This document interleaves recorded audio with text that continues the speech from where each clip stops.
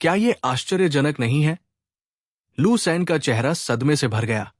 भले ही उसने पहले ही देख लिया था कि चियांग झान एक सुपर दिव्य आकार चरण योद्धा था, लेकिन उसने कभी सपने में भी नहीं सोचा होगा कि वो एक ही मुक्का मारकर सैवेज ब्लेड को हरा सकता है। ये अविश्वसनीय था। आपको पता होना चाहिए कि सैवेज ब्लेड सबसे शक्तिशाली दिव्य आकार चरण योद्धा था। स्वर्गीय शैतान संप्रदाय के सभी सच्चे शिष्यों के बीच उसकी बहुत प्रतिष्ठा थी। खासकर पिछले कुछ सालों में धर्मी शैतान युद्ध के मैदान में अनगिनत खूनी लड़ाइयों से गुजरने के बाद उसने लंबे समय से एक जानलेवा आभा विकसित की थी, जो लाशों के पहाड़ और खून के समुद्र की तरह थी। ये किसी को भी मानसिक दबाव में डालने के लिए पर्याप्त था। उसके जैसे ही स्तर के किसी भी विशेषज्ञ को तो छोड़ ही दीजिए। भले ही दिव्य आकार चरण का शीर्ष विशेषज्ञ उसे हरा दे, फिर भी उसे पूरी ताकत से प्रयास करने की जरूरत होगी। हालांकि चियांग झान ने किसी भी युद्ध कौशल का उपयोग नहीं किया, न ही उसने किसी उच्च श्रेणी के खजाने का उपयोग किया। सिर्फ एक मुक्का मारकर उसने सैवेज ब्लेड को गंभीर रूप से घायल कर दिया था। वो शांत और सहज दिख रहा था। इस तरह की असामान्य शक्ति बस दुनिया को झकझोर देने वाली, बेजोड़ और बेमिसाल थी। लू सैन सदमे में डूबा हुआ था। लंबे समय तक खुद को इससे बाहर नहीं निकाल पा रहा था। लानत है, मैं अभी लापरवाह था, इसलिए मैंने तुम्हें मेरा फायदा उठाने दिया। अगर तुम में हिम्मत है तो अभी बाहर आओ। अगर मैं आज तुम्हें नहीं मारता तो मुझे सैवेज ब्लेड नहीं कहा जाएगा। मंडप के बाहर से एक क्रूर, हिंसक और जानलेवा आवाज आई। सैवेज ब्लेड का चेहरा उदास हो गया और उसकी आंखें खून की प्यास से भर गई। वो एक घायल क्रूर जानवर की तरह लग रहा था। वो एक असीम खतरनाक आभा लेकर कदम से कदम मिलाकर चल रहा था। वो गुस्से में था। सैवेज ब्लेड वास्तव में गुस्से में था। सबसे शक्तिशाली दिव्य आकार मंच विशेषज्ञ के रूप में वो धर्मी शैतान युद्ध के मैदान में पागलों की तरह भाग रहा था। अपने रास्ते में आने वाली हर चीज को नीचे देख रहा था। कोई नहीं जानता था कि उसने धर्मी मार्ग के कितने शिष्यों को मार डाला था। उसके जैसे ही स्तर के विशेषज्ञों की कमी नहीं थी, लेकिन आज वो चियांग झान के मुक्के से गंभीर रूप से घायल हो गया। कोई कल्पना कर सकता है कि वह कितना उग्र था। हांगलोंग, अद्वितीय हत्या की मंशा बाढ़ की तरह उमड़ पड़ी, जिसने बांध को तोड़ दिया था। हर जगह तबाही मचा दी। सैवेज ब्लेड के शरीर से भयानक ऊर्जा निकली, जिससे पूरा फेंगुआ मंडप कांप उठा। खतरनाक क्यूई को महसूस करते हुए लू सैन का चेहरा पीला पड़ गया और उसकी आंखें डर से भर गई। उसका शरीर भयानक ऊर्जा से लथपथ था। उसके कपड़े पसीने से भीगे हुए थे। वो सिर्फ एक साधारण दिव्य आकार मंच योद्धा था और ताकत के मामले में वो सैवेज ब्लेड से बहुत कमतर था।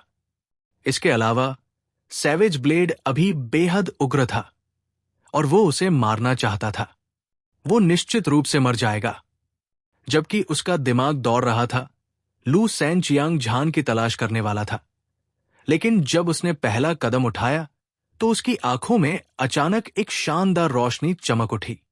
सैवेज ब्लेड, तुम अभी वाकई लापरवाह थे, वरना तुम्हारी ताकत से भले ही मैं तुम्हें हरा दूं, लेकिन मेरे लिए यह आसान नहीं होगा।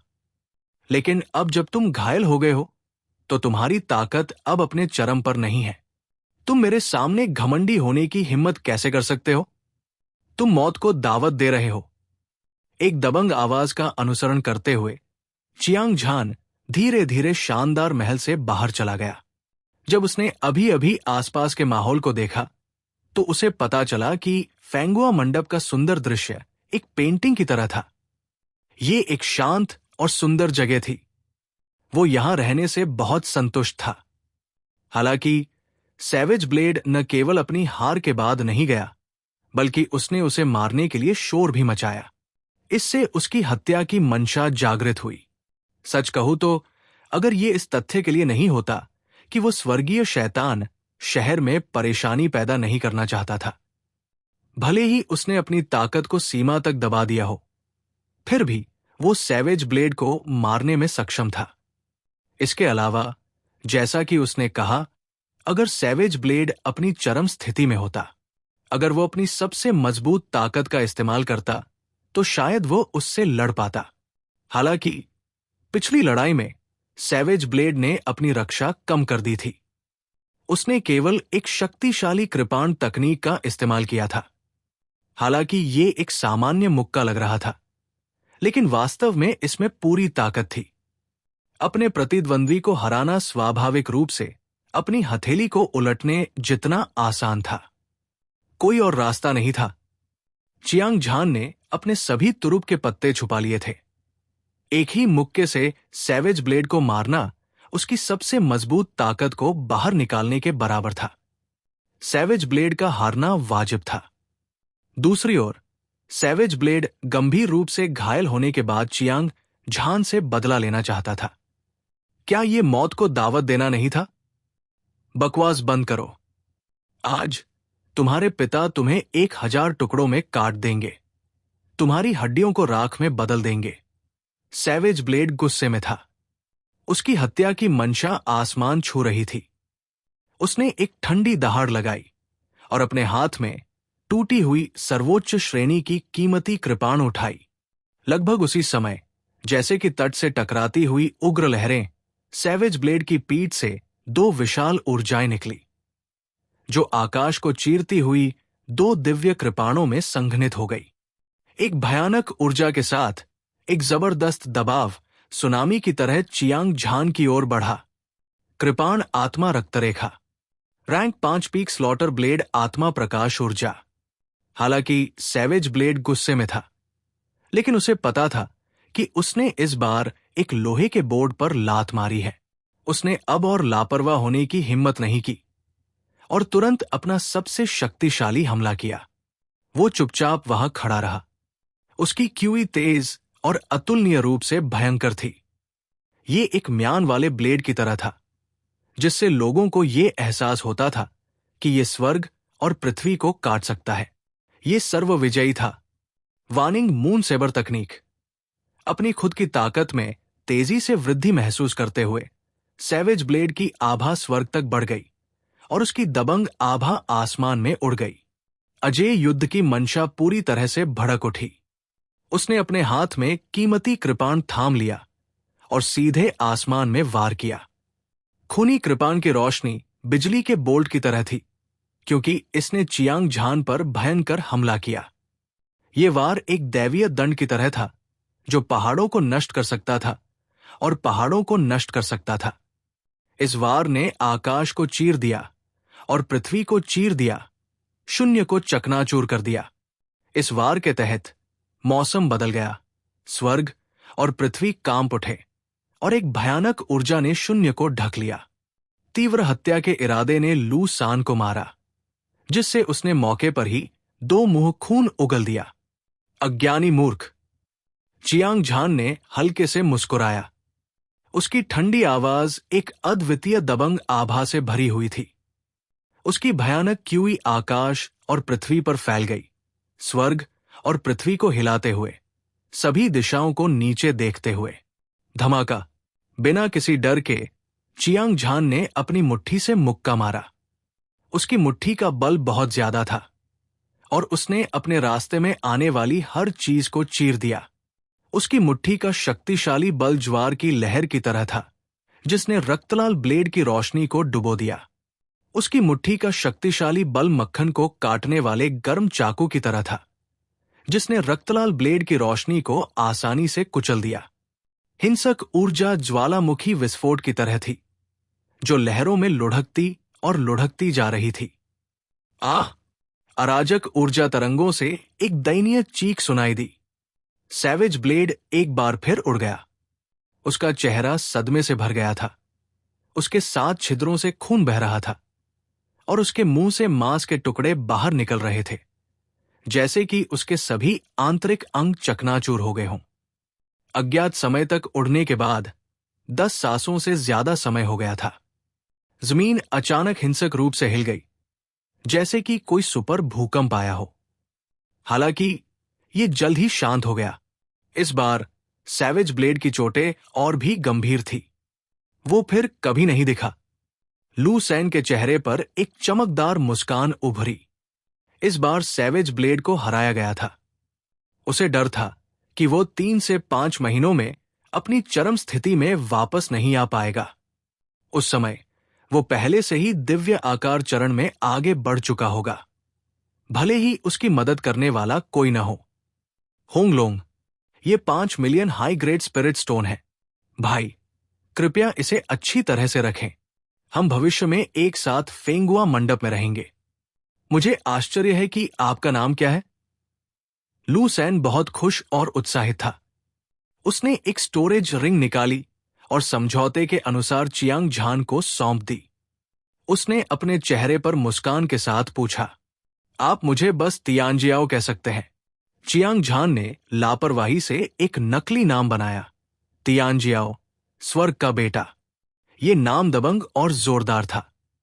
ये मार्शल आर्ट में उसकी शक्तिशाली प्रतिभा के योग्य था। उसने लू सैन से स्टोरेज रिंग ली और थोड़ी देर उसके साथ बातचीत की। फिर वे आराम करने के लिए एक महल में घुस गए। पूरा फेंगुआ मंडप एक सर्वोच्च श्रेणी का खजाना था। इसमें 1 दर्जन से अधिक महल और अनगिनत कमरे थे। यहां तक कि नौकरानियां भी इसकी सेवा करती थी। ये एक शाही महल से भी अधिक आलीशान था। हालांकि एकांत साधना के नाम पर चांग झान ने सभी नौकरानियों को भगा दिया। उसने दूसरों को धोखा देने के लिए ऐसा किया था। और दूसरी बात, चूंकि वह बच गया था, वास्तव में उसे अपने समय का सबसे अच्छा उपयोग करना था। आखिरकार स्वर्गीय शैतान शहर में छिपना सिर्फ एक अस्थायी उपाय था।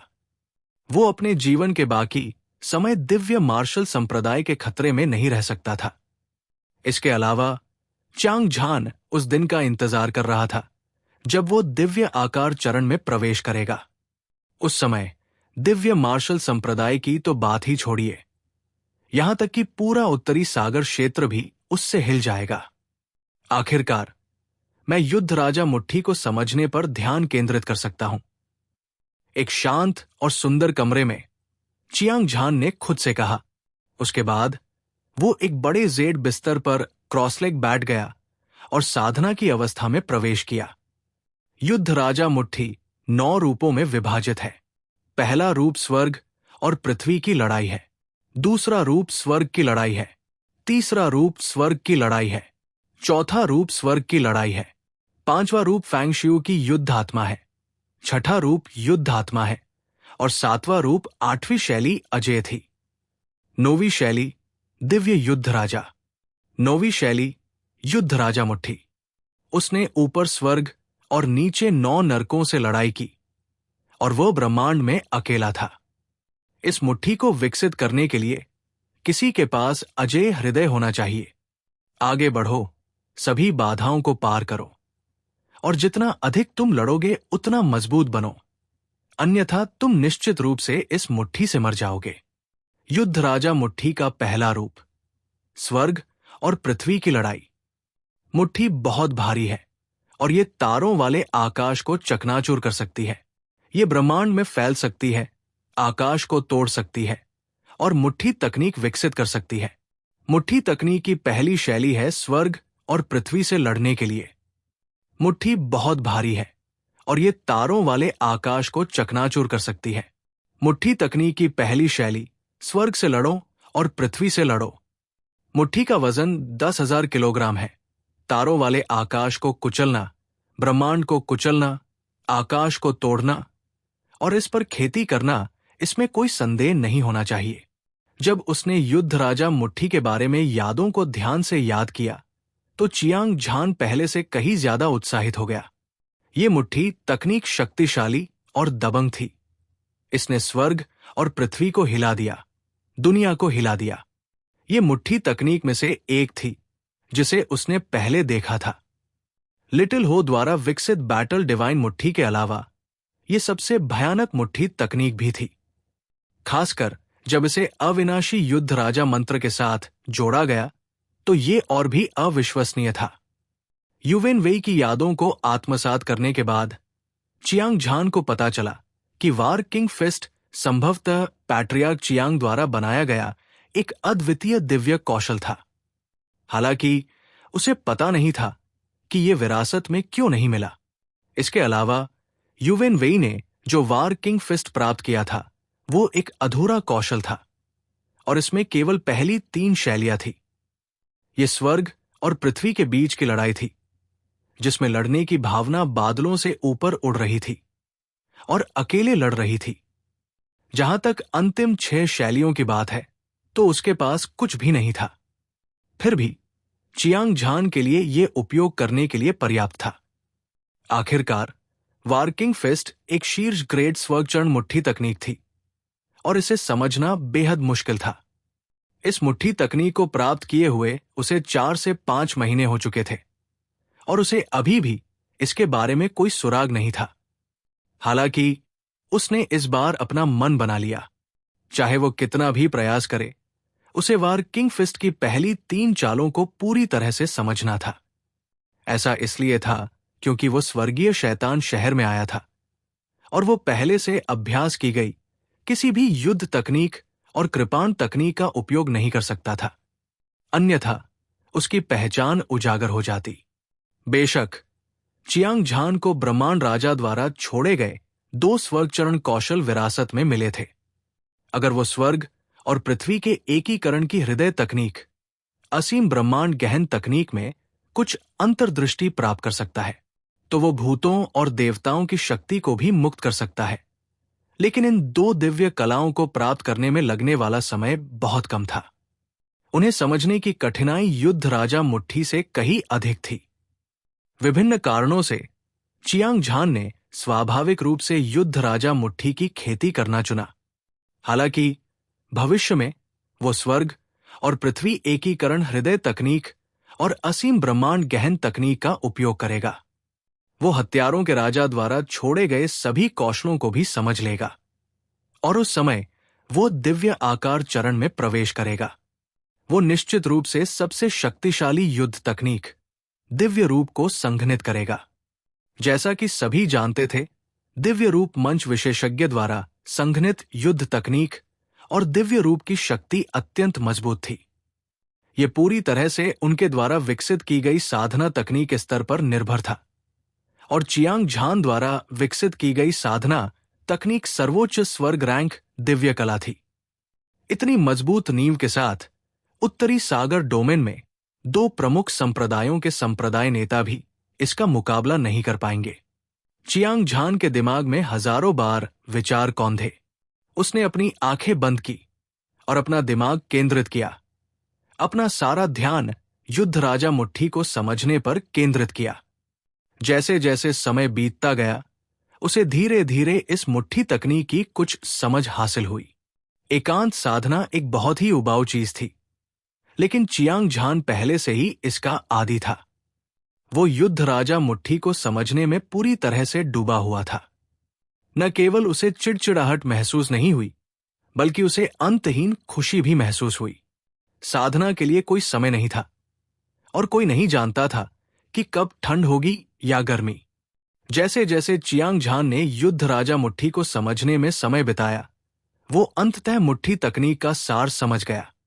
योद्धा बहादुर और निडर थे और वे अपने रास्ते में आने वाली हर चीज को नीची नजर से देखते थे। उन्हें दृढ़ विश्वास था कि वे सभी शक्तिशाली दुश्मनों को हरा सकते हैं। राजा चारों समुद्रों पर राज करते थे। उनका प्रभुत्व बेजोड़ था। जहां भी उनकी गरिमा पहुंचती, सभी जीवित चीजें उनके अधीन हो जाती।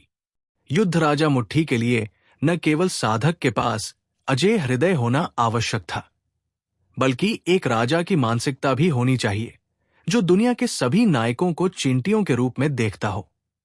जहां भी उसकी मुट्ठी की हवा चलती, पहाड़ नष्ट हो जाते, तारों वाला आकाश बिखर जाता और आकाश बिखर जाता। वो अकेला ऐसा व्यक्ति होता जो बाकी सभी से ऊपर खड़ा होता। ये मुट्ठी तकनीक बेहद अत्याचारी थी।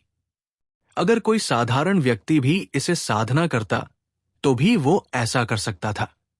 हालांकि च्यांग झान इन सभी वर्षों में बिना किसी बाधा के यात्रा करता रहा था। उसने अपने दिल में पहले से ही एक अजेय विश्वास स्थापित कर लिया था।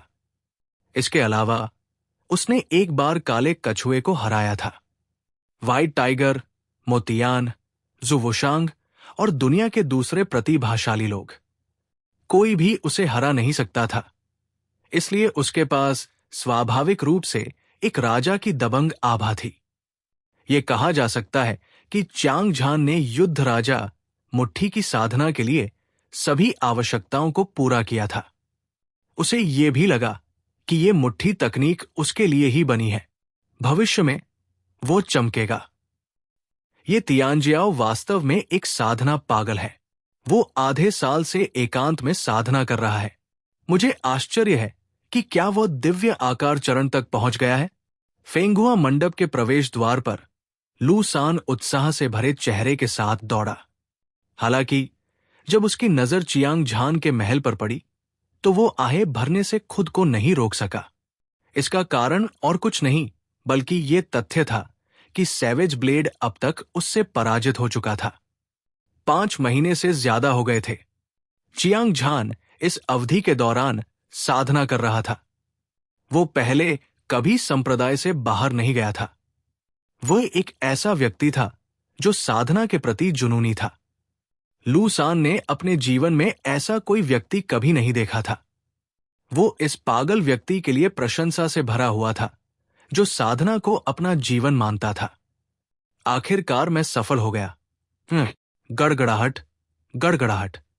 जब लू सैन सोच रहा था तो महल से एक जंगली हंसी की आवाज आई जो बाघ और ड्रैगन की दहाड़ जैसी लग रही थी, जहां चियांग झान खड़ा था।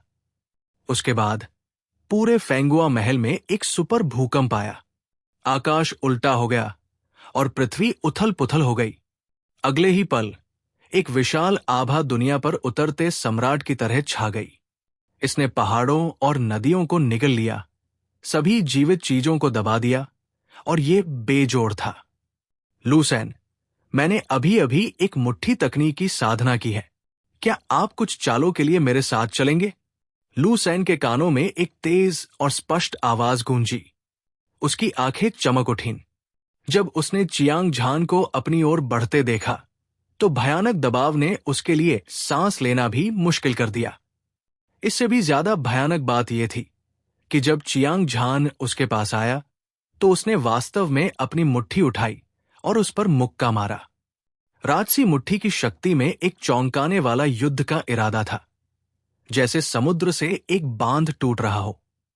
हजारों घोड़े सर पर दौड़ रहे थे, स्वर्ग और पृथ्वी को नष्ट कर रहे थे, और इसकी शक्ति बेजोड़ थी। यह मुक्का बहुत भयानक था। इसने लोगों को यह एहसास दिलाया कि एक प्राचीन युद्ध देवता ने स्वर्ग को जीत लिया है, असंख्य दुनियाओं पर छा गया है और सभी शैतानों और देवताओं का वध कर दिया है। विशेष रूप से एक राजा के लिए अद्वितीय दबंग आभा, ये सभी जीवित चीजों के लिए अनूठा था। क्या भयानक मुट्ठी तकनीक है! लू सैन सदमे में चिल्लाया। वो अपने दिल की गहराई से एक असीम खतरनाक आभा को महसूस कर सकता था। उसने शीर्ष युद्ध शक्ति को मुक्त किया और मुक्का मारा। मुट्ठी की रोशनी तेज थी और हवा एक ड्रैगन की तरह थी। मुक्के की शक्तिशाली शक्ति एक प्राचीन दिव्य पर्वत की तरह थी, क्योंकि ये की मुट्ठी से टकराती थी। ये राजसी, भारी और भव्य था। विशाल स्वर्ग और परम पृथ्वी की विशाल ऊर्जा ने अंतरिक्ष और समय को भर दिया और सुनामी की तरह बह गई। उनके बीच 36 आकृतियां दिखाई दी। वे सभी युद्ध तकनीक और ऊर्जा से संघनित दिव्य रूप थे। उनमें से प्रत्येक एक क्रूर आभा उत्सर्जित कर रहा था, जैसे कि वे अद्वितीय शैतान भगवान थे। उन्होंने दुनिया का नरसंहार किया, सभी जीवन को नष्ट कर दिया। दुर्भाग्य से इसका कोई फायदा नहीं हुआ। जैसे ही 2 मुट्ठियां टकराईं, लू सान की मुट्ठी के 36 दिव्य रूप हिंसक रूप से फट गए। वाह! लू सैन का शरीर डगमगाया और उसे 1 दर्जन कदम पीछे हटना पड़ा। उसने 2 मुंह खून उगला। उसका चेहरा पीला पड़ गया था और उसकी भौहें कसकर सिकुड़ी हुई थी। उसकी चमकीली आंखें अविश्वास से भरी हुई थी। भयानक, ये बहुत भयानक था। पिछले मुक्कों के आदान प्रदान में लू सैन ने 36 अलग अलग तरह की युद्ध तकनीकों का इस्तेमाल किया था। न केवल वह चियांग झान के मुक्के को रोकने में विफल रहा, बल्कि उसे मौके पर ही पीछे हटना पड़ा। हालांकि उसकी चोटें बहुत गंभीर नहीं थी, फिर भी इसने उसे बहुत ज्यादा झकझोर दिया था। आपको यह जानना चाहिए कि पिछले आधे साल में लू सैन ने अड़चन को तोड़ दिया था। दिव्य आकार चरण के पहले आकाश को तोड़ने के बाद उसकी ताकत नाटकीय रूप से बढ़ गई थी। वो अतुलनीय रूप से शक्तिशाली था और दिव्य आकार चरण के विशेषज्ञों में भी सबसे शक्तिशाली अस्तित्व था। वास्तव में वो के शिखर के असीम रूप से करीब था। इस तरह की ताकत सैवेज ब्लेड की ताकत से थोड़ी बेहतर थी, लेकिन चियांग झान जादुई छवि चरण की 10वीं परत के शिखर पर था। फिर भी वो उसे एक ही मुक्का मारकर हरा सकता था। ये वास्तव में समझ से परे था। इसके अलावा लू सान उस मुट्ठी तकनीक को भी देख सकता था जिसका इस्तेमाल चियांग झान ने अभी अभी किया था। ये शक्तिशाली और दबंग थी। ऐसा लग रहा था जैसे अपने रास्ते में आने वाली हर चीज को नष्ट कर देगा। ये अजेय था, खासकर बेजोड़ युद्ध इरादे। ऐसा लग रहा था जैसे दुनिया पर कोई राजा उतर आया हो। इसकी क्यूई एक पहाड़ की तरह थी और इसकी दबंग आभा आसमान तक पहुंच गई थी। कोई भी इसका विरोध नहीं कर सकता था। इतनी शक्तिशाली मुट्ठी तकनीक निश्चित रूप से एक युद्ध कौशल नहीं थी जिसे स्वर्गीय शैतान संप्रदाय के संग्रह में रखा गया था। लू सान ने कभी भी किसी ऐसे युद्ध कौशल के बारे में नहीं सुना था जिसमें स्वर्गीय शैतान संप्रदाय में इतनी भयानक शक्ति हो। तियानजियाओ, आपको ये मुट्ठी तकनीक कहां से मिली? क्या यह स्वर्ग रैंक युद्ध कौशल है? लू सान ने अपने मुंह के कोने से खून पोंछा और 36 युद्ध कौशल वापस ले लिया। पूछते हुए उसकी आंखें ईर्ष्या से भरी हुई थी। तुम्हारी नजर अच्छी है, बच्चे। मैंने जो मुट्ठी तकनीक इस्तेमाल की है वो वास्तव में स्वर्ग रैंक युद्ध कौशल है। जहां तक मुझे ये कहां से मिला, तुम्हें जानने की जरूरत नहीं है। चियांग झान ने हल्की मुस्कान के साथ कहा। लू सैन को इससे कोई आपत्ति नहीं थी। इस दुनिया में एक रहस्य था जिसे कोई भी दूसरों को बताने को तैयार नहीं था। खासकर वो साधना तकनीक जिसका वह अभ्यास करता था, वो आसानी से किसी को नहीं बताता था। इसके अलावा उनका एक दूसरे से कोई रिश्ता नहीं था।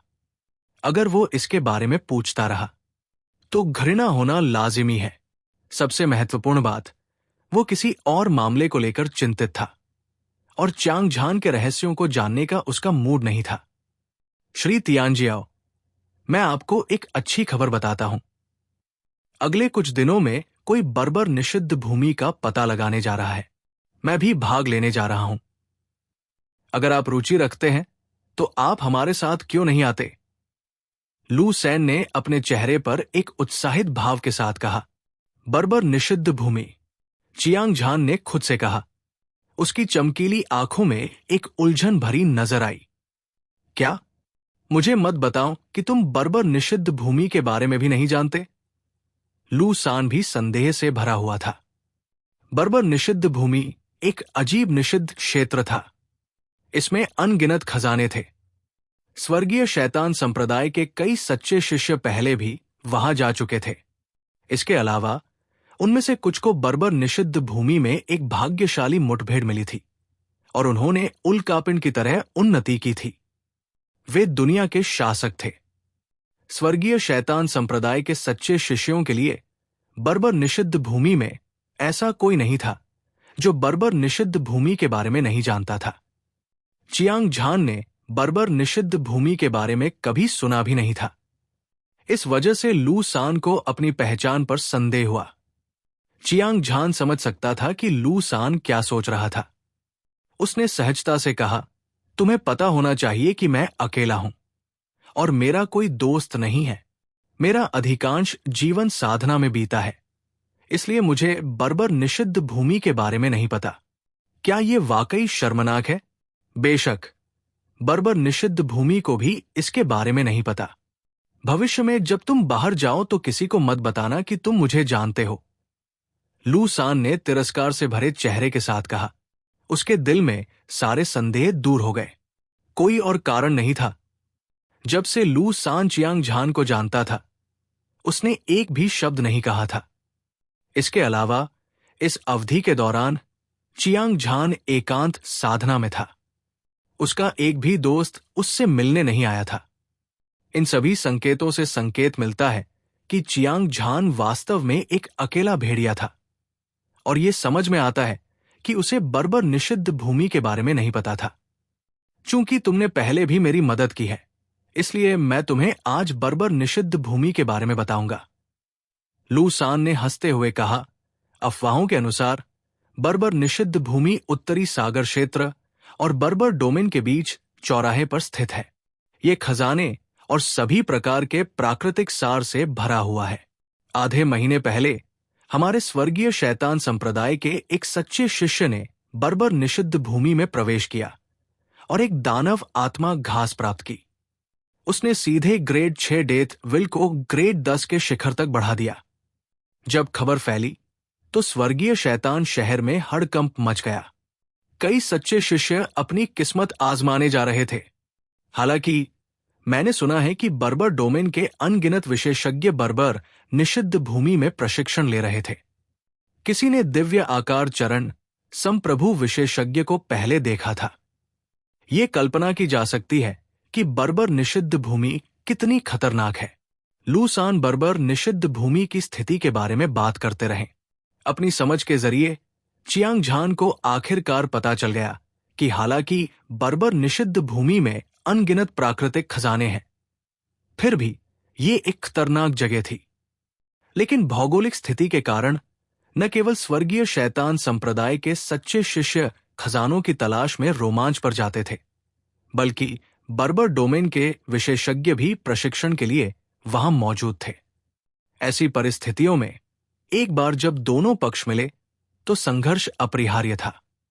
सच कहूं तो बर्बर निषिद्ध भूमि एक ऐसी जगह थी जहां खतरा और अवसर एक साथ मौजूद थे।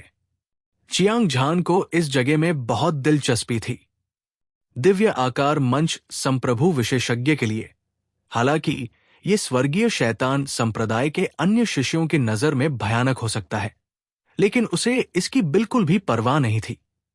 आखिरकार उसकी असली ताकत दिव्य रूप सर्वोच्च क्षेत्र में थी। भले ही वो बदकिस्मत हो, लेकिन उसके लिए उनमें से एक या दो का सामना करना कोई बड़ी बात नहीं होगी। सतह पर चियांग झान उदासीन लग रहा था, लेकिन वास्तव में उसका दिल खुशी से फूट रहा था। उसने अभी अभी युद्ध राजा मुट्ठी की पहली शैली को समझा था, स्वर्ग और पृथ्वी की लड़ाई। वो इसकी शक्ति का परीक्षण करना चाहता था। इस समय बर्बर निषिद्ध भूमि का पता लगाने का ये एक दुर्लभ अवसर था। अगर वो भाग्यशाली रहा तो वो कुछ खजाना खोजने में सक्षम हो सकता है। वो दिव्य आकार चरण को तोड़ने में सक्षम होगा।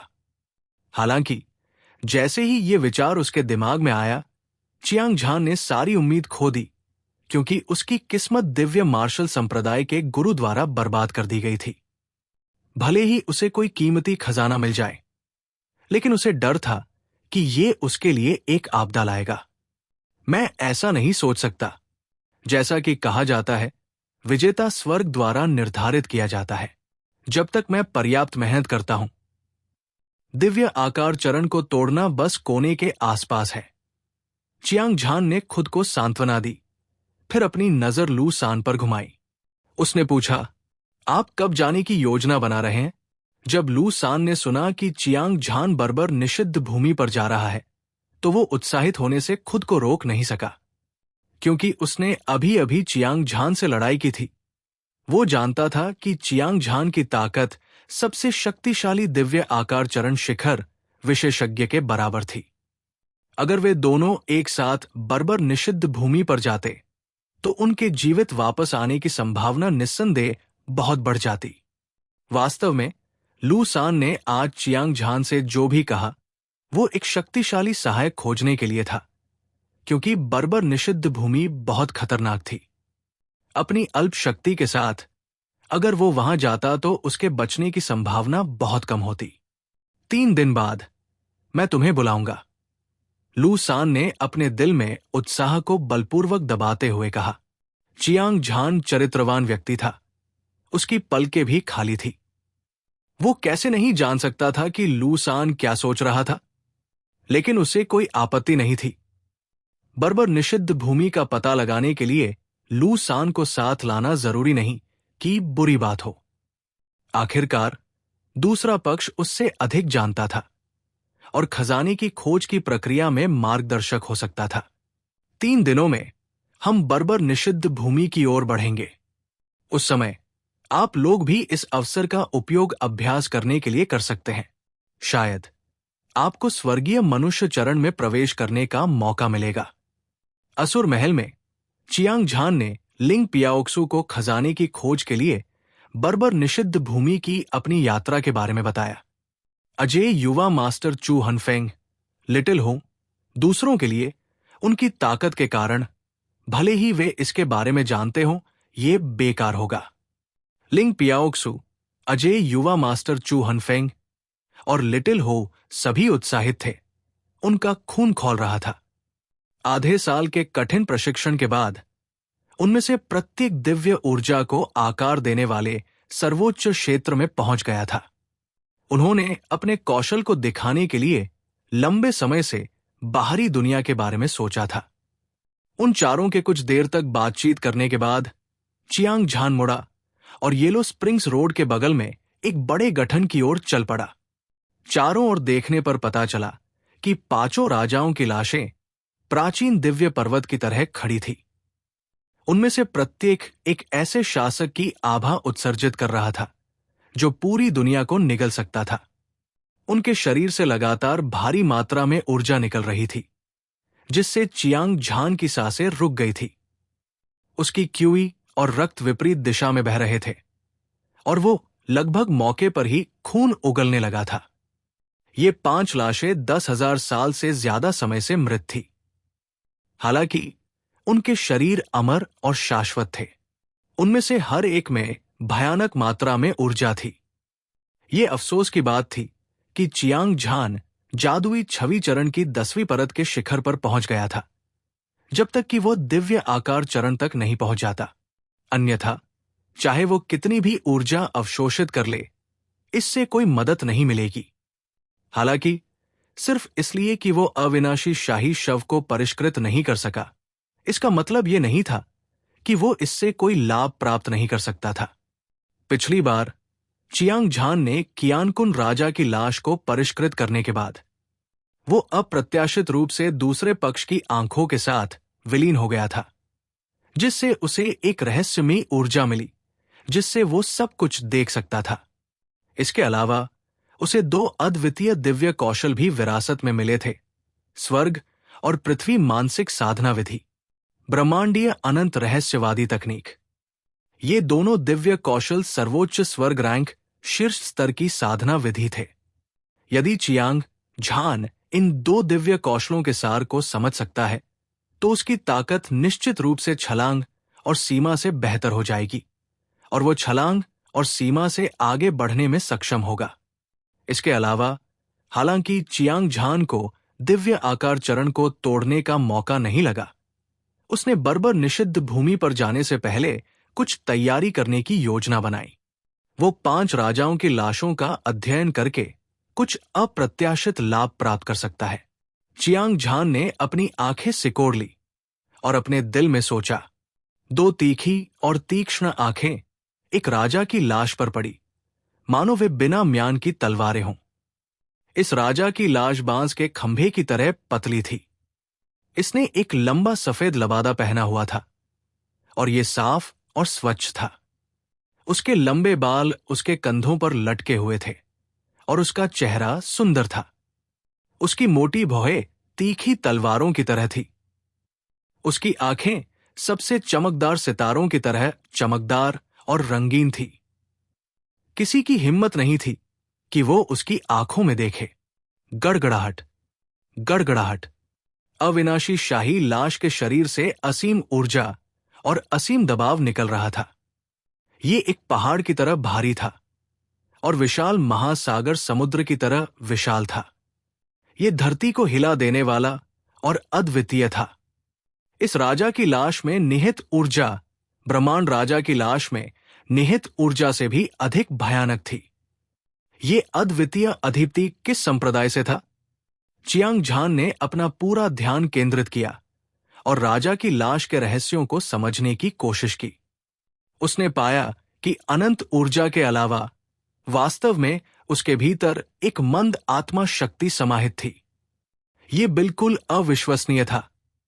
तार्किक रूप से कहें तो अविनाशी शाही लाश के मरने के बाद उसकी आत्मा पहले ही बिखर चुकी होगी। हालांकि ये लाश बेहद अजीब थी। हालांकि इसके भीतर समाहित आत्मा शक्ति मंद रूप से पहचानी जा सकती थी, लेकिन ये वास्तव में अस्तित्व में थी। क्या यह हो सकता है कि आत्मा का वह टुकड़ा हत्यारों के राजा के समान था, जो विरासत प्राप्त करने के लिए भाग्यशाली व्यक्ति की प्रतीक्षा कर रहा था? जबकि चियांग झान मन ही मन चौंक गया था। उसकी आंखों में विस्मय का एक संकेत दिखाई दिया। उसने धीरे धीरे अपनी दिव्य भावना की एक झलक दिखाई। राजा की लाश की बची हुई आत्मा के साथ संवाद करने का प्रयास किया। निश्चित रूप से बिना किसी चेतावनी के उसके दिमाग में एक राजसी आकृति प्रकट हुई। ये आकृति बिल्कुल वैसी ही थी जैसी उसके सामने अविनाशी शाही लाश थी, राजसी और भव्य। उसकी दबंग आभा आसमान तक पहुंच गई, मानो कोई दिव्य राजा उतर आया हो। उसकी प्रतिष्ठा बेमिसाल थी और वह दुनिया को नीचा दिखा रहा था। हालांकि वो एक स्वप्न या भ्रम की तरह, धुएं की तरह अलौकिक और भ्रामक लग रहा था। वो कभी भी गायब हो सकता था। मैं विशाल स्वर्ग संप्रदाय का स्वामी स्वर्गीय राजा हाँ हूं। मैं 10,000 साल पहले हत्यारों के राजा के हाथों मर गया था। हालांकि मैं मर चुका हूं, लेकिन मेरी सर्वोच्च विरासत को नहीं काटा जा सकता। यही कारण है कि ये दो अद्वितीय दिव्य कलाएं, तियान यू की दिव्य आत्मा कला, एक युआन असंख्य रूप कृपाण तकनीक को शेष आत्मा में सील कर दिया गया था, जिससे भाग्यशाली वंशज को विरासत प्राप्त करने की अनुमति मिली। मुझे उम्मीद है कि ये दो दिव्य कौशल विशाल स्वर्ग संप्रदाय को वापस मिल सकते हैं। एक ऊंची और स्पष्ट आवाज बाघ की दहाड़ और ड्रैगन की दहाड़ की तरह गूंजी। चियांग झान चौंक गया। उसे उम्मीद नहीं थी कि ये अविनाशी शाही शव वास्तव में विशाल स्वर्ग संप्रदाय का स्वामी था, जहां एओ चांगकोंग था। स्वर्गीय राजा हाओ ने कियानकुन राजा की तरह ही दो अद्वितीय दिव्य कौशल पीछे छोड़ दिए थे। तियान यू आत्मा व्यायाम, एक युआन असंख्य रूप कृपाण कला। ये जानने के लिए किसी को देखने की जरूरत नहीं थी कि अमर राजा द्वारा पीछे छोड़ी गई दिव्य कला निश्चित रूप से सबसे कीमती स्वर्ग रैंक शीर्ष स्तर की साधना पद्धति थी। किसी भी योद्धा के लिए इस तरह की शक्तिशाली और अजेय साधना पद्धति। हालांकि चियांग झान ने पहले से ही स्वर्ग रैंक शीर्ष स्तर की साधना पद्धति के कई प्रकारों की साधना की थी। उसे वास्तव में इसकी परवाह नहीं थी। वो वास्तव में एक खजाना चाहता था जो ब्रह्मांड राजा की आग की पुतली के समान था। यही एकमात्र चीज थी जो उसे असाधारण क्षमताएं दिला सकती थी। स्वर्गीय राजा हाओ, चिंता मत करो। मैं निश्चित रूप से स्वर्गीय ब्रह्मांड आत्मा व्यायाम तकनीक और असंख्य मौलिक कृपाण तकनीक को विशाल स्वर्ग संप्रदाय को वापस कर दूंगा।